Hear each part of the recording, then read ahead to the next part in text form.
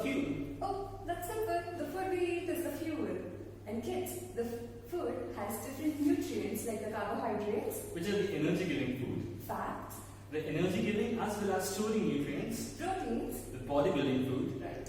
vitamins, And it helps in immunity and our development. and lastly, the fiber or a phage. Which is very important in the food diet because it helps in proper digestion. That's right. So remember kids, that eating a balanced diet will help you with proper maintenance of human health and functioning.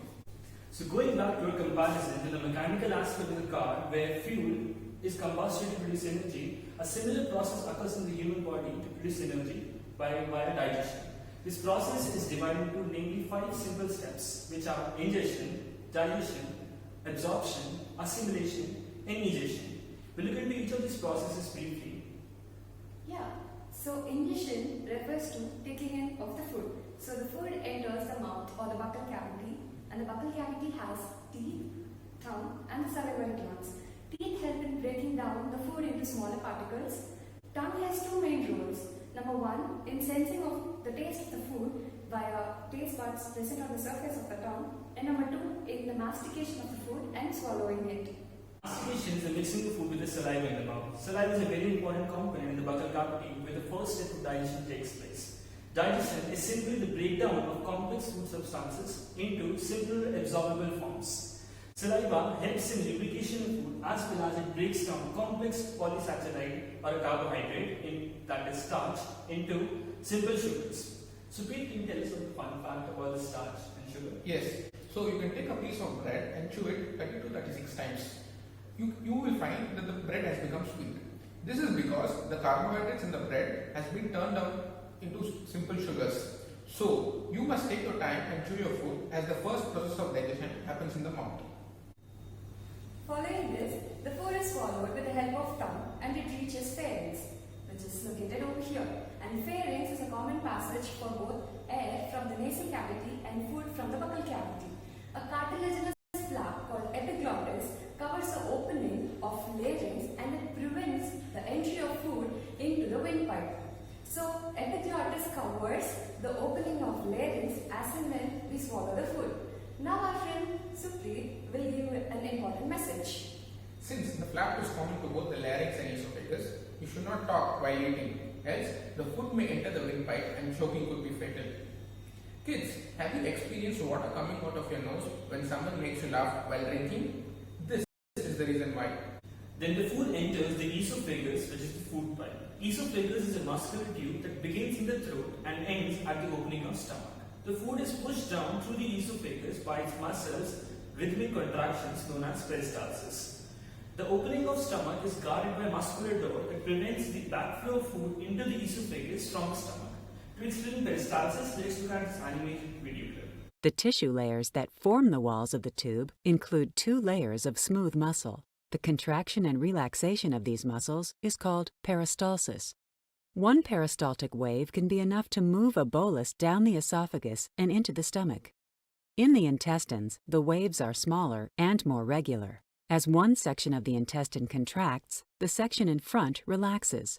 This occurs in the rhythmic, wave-like patterns that create the peristalsis that propels substances forward. So, in the times of nausea and vomiting, the peristaltic motion of the muscles of the gut helps to remove the contents in the stomach. The food now enters the next part of the gut called the stomach. Stomach is a bag-like muscular organ where the food resides for nearly 3 to 4 hours and is slowly digested by the gastric secretions. The most prominent gastric secretion is the highly acidic hydrochloric acid whose pH ranges between 2 to 5 and enzymes like pepsinogen and mucus.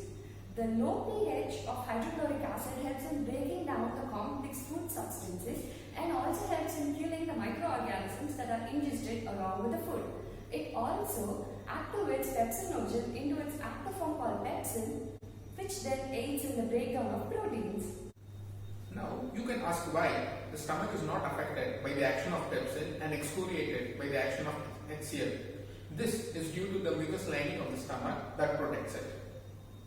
This acidic broken down food is now called chyme, which is pushed via peristalsis into the first part of small intestine called duodenum. Duodenum is the shortest portion of small intestine, which is C-shaped, which lies near the liver and pancreas. The maximum amount of digestion occurs in this region of the gut. That's right. Yeah. Like many of us, stomach also has friends that helps in digestion, like the pancreas, the liver, and the gallbladder. Rightly said, secretions from the liver, which is the bile juice, and from the pancreatic juice enters the duodenum as soon as the acidic kind enters. Bile juice helps in emulsification of fat globules and also facilitates the action of intestinal and pancreatic enzymes for the digestion into fatty acids. Finally, the intestinal juice and pancreatic juice helps in completely breakdown of food components into the simplest absorbable forms, which are carbohydrates into simple sugars like glucose, proteins into amino acids, and fats into fatty acids and glycerol. Right. Now the simple forms can be absorbed by the intestine. The intestine is folded into phenolic projections called villi, which further has microvilli on their surface. This increases the absorption of the broken down food by many times. You can see the picture of the villi on the screen now. The villi is supplied with a rich network of blood capillaries that help in carrying away the absorbed nutrients. So guys, do you know that the length of the small intestine varies from 6 to 7 meters? And it can range from 11 to 12 meters across organisms. It depends on the food habit of the organism. Herbivores, which depend on plant and plant byproducts, have intestinal length from 11 to 12 meters, whereas carnivores, like tiger, have intestinal length from 1 to 2 meters. This is because herbaceous food contains cellulose, a plant complex carbohydrate which is difficult to be digested. It takes an exceptionally long time to be digested with the help of gut microbes, and hence the length of the small intestine is longer in herbivores than carnivores, which depend on meat, which is a rich source of protein. Now the digested food nutrients are absorbed by the jejunum and ileum regions of the small intestine, and the undigested, unabsorbed food is pushed into the large intestine. The large intestine is large in the sense of its diameter. If this is the small intestinal diameter, then this would be the large intestine's diameter. It is basically responsible for the absorption of water and nutrients from the undigested food. Large intestine is divided into 4 different parts, namely the ascending colon, the transverse colon, and descending colon. This colon now opens into a broad region called the rectum, where feces are stored. Also, the large intestine houses many healthy microorganisms which constitute the gut microbiome. Can you tell us about the gut microbiome, Shruti? Sure. The gut microbiome is basically an ecosystem that is made up of different types of bacteria that interacts with each other and also with our gut. These bacteria are not harmful as they provide us with nutrients like the vitamins, and they also take up some of the digested food for their own metabolism. Our gut and the gut microbiome show a type of mutualistic symbiotic relationship where both of them benefit from each other.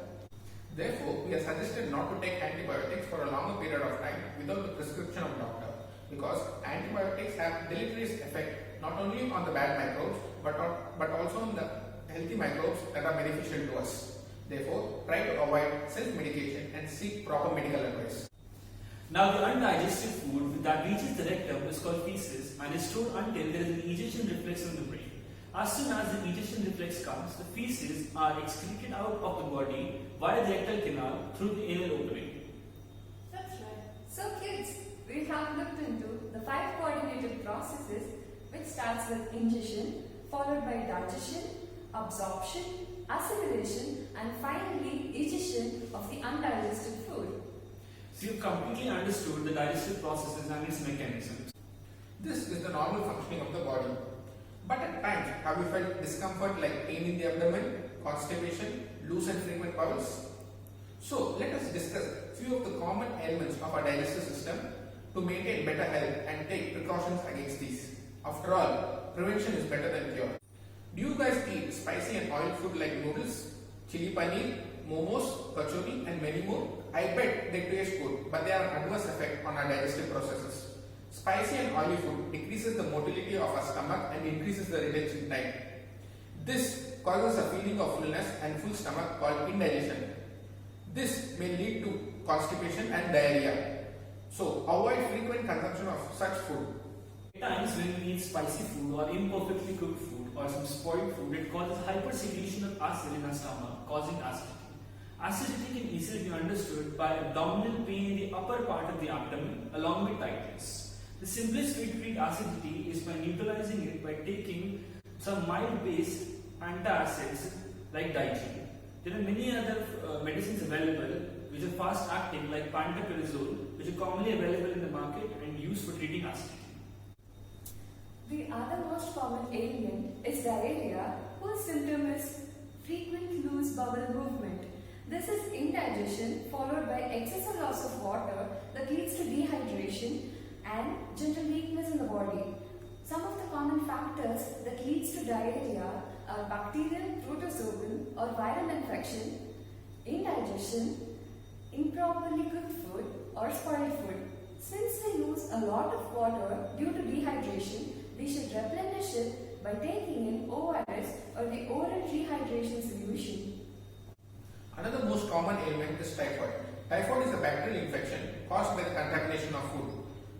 Some of the common symptoms of typhoid are mild fever, loss of appetite, weakness, constipation and diarrhea at severe cases. To prevent typhoid, kids, you must be vaccinated, which is available at your nearest hospitals. So kids, we hope you enjoyed learning about the human digestive system. We'll meet you soon with another video explaining a different organ system of the human body. Till then, Take care. stay safe. Happy learning!